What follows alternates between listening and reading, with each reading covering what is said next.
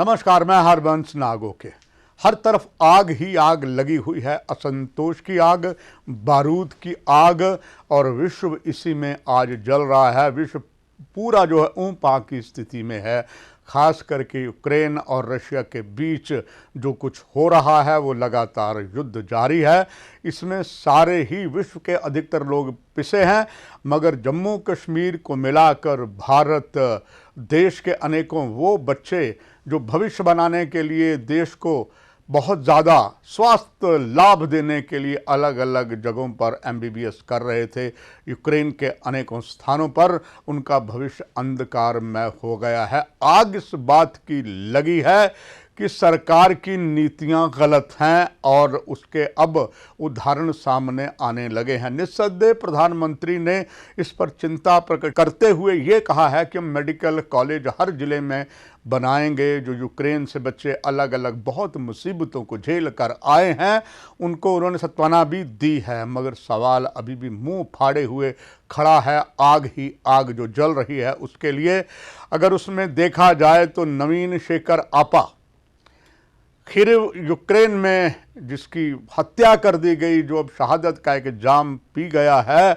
उसके पिता ने ये कहा है कि my son got 97% mark but he could not get admission because he was from the upper caste. ये एक बहुत बड़ा सवाल सामने आ गया है शासकों के लिए, क्योंकि जब वोट बैंक पॉलिटिक्स होती है तो बड़े बड़े धुरंधर नेता जो बहुत कुछ कहते हैं वो पीछे हट जाते हैं, क्योंकि वो कहता है कि मेरे बच्चे को है इसीलिए बाहर जाना पड़ा, यहाँ पर रिजर्वेशन के कारण बात नहीं बन पाती थी। और ये भी बात अब आगे आहिस्ता आहिस्ता बढ़नी शुरू हो गई है। अभी देश में लोकसभा के चुनाव होने हैं, 5 राज्यों के चुनाव जो लगभग अब पूरे हो चुके हैं, और इसके बाद 4 राज्यों के चुनाव जम्मू कश्मीर को छोड़कर।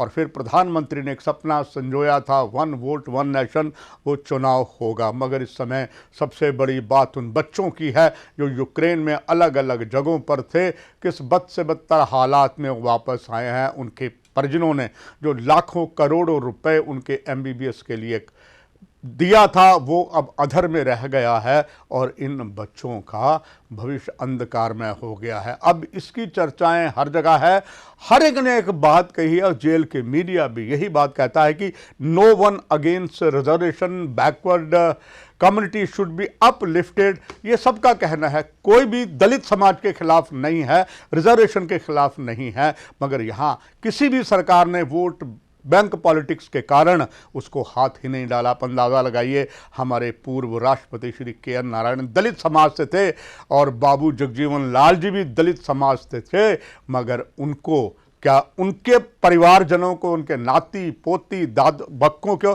क्या रिजर्वेशन देनी चाहिए थी? ये बहुत बड़ा सवाल है। इस जलती हुई आग में कोई भी राजनीतिक पार्टी है वो हाथ नहीं डालना चाहती है। और पूरे देश का अगर हिस्सा हम कहें, साउदर्न स्टेट सबसे ज़्यादा इसमें आग में झुलस रहा है कि 70% वहाँ पर जो रिजर्वेशन है वो बैकवर्ड और दलित के लिए है, मेडिकल इंजीनियरिंग के लिए सबसे बड़ा वहाँ पर यही सवाल आन खड़ा हुआ है। अब जो आक्रोश की आग जल रही है यूक्रेन में, और उसमें देखिए कि 5 वर्षों में ये ज़रूर कहा गया है कि हमारे यहाँ जो मेडिकल कॉलेज हैं वो 300 से 700 हो जाएंगे। सीट जो हमारे पास पहले 70,000 एमबीबीएस के लिए थी अब उसको 1.5 लाख कर दिया गया है। मगर ये फिगर सरकार की बताती है अभी भी ऊंट के मुंह में जीरा समान है। और हालांकि प्रधानमंत्री ने जो कहा हर डिस्ट्रिक्ट में देंगे, मगर इससे भी संतोष नहीं होने वाला। ये आग ही आग बढ़ रही है। इस समय जो बच्चे हमारे हैं अभी कुछ आ गए हैं, बहुत जो बद से बदतर जीवन में इस समय गुजर, कईयों को पानी नहीं मिल रहा, -डिग्री टेम्परेचर है।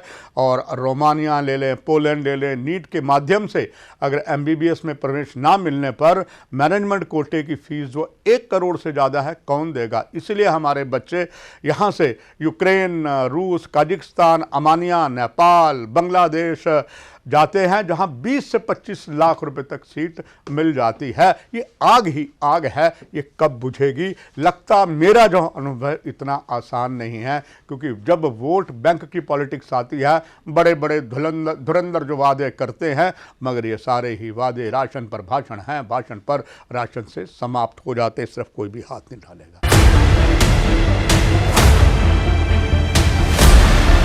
आइए आग ही आग की बात करते हैं, जम्मू कश्मीर में चलते हैं। पहले जम्मू मेडिकल कॉलेज में कुछ दिन पहले आग लगी थी, गवर्नमेंट मेडिकल कॉलेज के वार्ड नंबर 8 के ऊपर, और पूरी प्रशासन की लापरवाही का तांडव साथ नजर आया था जब वहां के डिस्ट्रिक्ट फायर ऑफिसर ने कह दिया था ये पूरी तरीके से गैर कानूनी तरह से वहां पर यूज्ड जो बेड के लिए गद्दे रखे गए थे, अभी फिर भी भगवान का शुक्र था अगर वो और फैल जाते तो ना जाने वही हाल होता जो कई और जगहों पर हुआ था। और कल जिस तरीके से श्रीनगर के बोन एंड जॉइंट हॉस्पिटल ब्रजुला में ओपीडी वार्ड में आग लगी, और उसमें ये शुक्र है भगवान का कोई ज़्यादा नुकसान नहीं हुआ। मेडिकल कॉलेज की प्रिंसिपल सामिया रशीद तो ये कहती हैं कि एलपीजी ब्लास्ट नहीं था, चूँकि पहले खबर आई एलपीजी ब्लास्ट नहीं था। हालांकि this was the job of the information department देना, मगर ऐसा नहीं अभी हो पा रहा है। और वहाँ के जिम्मिया सोहेल है मेडिकल सुपरिटेंडेंट, उन्होंने ये जरूर कहा है कि 2 वार्डों के पेशेंट वहां से शिफ्ट कर दिए गए हैं। आप अंदाजा लगाएं एक पेशेंट को अगर शिफ्ट करना हो दूसरी जगह पर, how it is in difficult. और उनको कहाँ रखा गया, SMHS और SHM में। और इसी तरीके से पहले जो फरवरी में आग लगी थी वो भी इसी तरीके से, इससे पहले बहुत सी आग जो है वो ज़्यादातर मैं स्वास्थ्य विभाग की बात कर रहा हूँ। और 1/6/2019 को यहाँ जो शॉर्ट सर्किट हुआ था सुपर स्पेशलिटी हॉस्पिटल में, तब वहाँ मेडिकल सुपरिटेंडेंट रामेश गुप्ता थे। बैटरी बैकअप में जो आग लगी थी काफ़ी त्राही त्राही हो गई थी और 6 मरीजों को शिफ्ट भी किया गया था। इसी तरीके से 2022 को JLNM हॉस्पिटल में ऑक्सीजन प्लांट श्रीनगर में आग लगी थी और वहाँ भी हालत बद से बदतर हुए थे। इसी तरीके से फायर डिपार्टमेंट अगर हमारा है काफ़ी सक्षम है, मगर वो इस तरीके की अत्याधुनिक सुविधाओं से लैस नहीं है। ये बात खुद फायर डिपार्टमेंट कहता है। फायर डिपार्टमेंट की बात करें तो यहाँ पर कुल मिलाकर 2058 फायर जो छोटे टेंडर वगैरह हैं ये 2021 की बात है। और ये भी कहा गया कि 2058 फायर इंसिडेंट वर्ष 2021 में श्रीनगर में हुए हैं। कश्मीर घाटी में इसमें 614 केवल श्रीनगर में हुए हैं, और इसमें जो हाईएस्ट जो था वो 76% जो है 2020 में था। इसको आंकड़ा जो बताया गया है 1127 करोड़ रुपए का नुकसान हुआ था, 1056 करोड़ रुपए की संपत्ति बचाई गई थी, 61 करोड़ डैमेज हुआ था। और ये सारी जो समाचार हैं ये समीर वानी ने दिए हैं। और ये भी कहा गया है कि अभी तक हमारे पास 175 फायर इंजन्स हैं, 230 वाटर टेंडर हैं, 10 बाइक हैं, 5 बोट हैं कश्मीर घाटी के लिए, और 130 जंबो मिनी वाटर हैं। मगर अब जैसे आपको मैंने फिगर बताई कि जो बचाया गया है संपत्ति वो 1056 करोड़ रुपए की फायर ब्रिगेड ने बचाई है। मगर जब भी यहाँ फायर लगता है ज़्यादा पानी हम फेंकते हैं, पानी से हम आग को तो काबू पा लेते हैं, मगर जो स्टेशनरी जल जाती है और सामान जल जाता है। अगर इसकी जगह जो बहुत लेटेस्ट टेक्नोलॉजी अलग अलग जगह आप केंद्र शासित जो चीज़ें कोई हैं, एयरपोर्ट देख लीजिए, फायर ब्रिगेड के डिफेंस देख लीजिए, उसमें अत्याधुनिक जो आजकल सिस्टम होता है वो 5 या 10 लीटर का जो एग्जॉस्ट होता है उसकी कैपेसिटी 2000 लीटर पानी से ज़्यादा होती है। श्रीनगर में जब जाहिर है कि छोटी छोटी अभी भी गलियां हैं, जब वहां आग लग जाती है हमारे पास वो बुलेट के फायर इक्विपमेंट नहीं है जो होने चाहिए, यानी कि अभी बहुत मुश्किल है। हालांकि अभी तो सर्दियाँ का मौसम चल रहा है, आग ज़्यादा कश्मीर घाटी में गर्मियों में भी लगती है, और ऐसा ही स्थिति जम्मू में होती है। और जम्मू में जब कटाई का वक्त होता है तब तो त्राहिमाम होती है। अन्नदाता की जब ज़मीन से लगी हुई फसलें तबाह हो जाती हैं फायर के कारण, उस वक्त उसके दिल पे क्या बीतती होगी आप सभी जानते नहीं। हर तरफ आग ही आग है, इसको सुधारने की आवश्यकता है।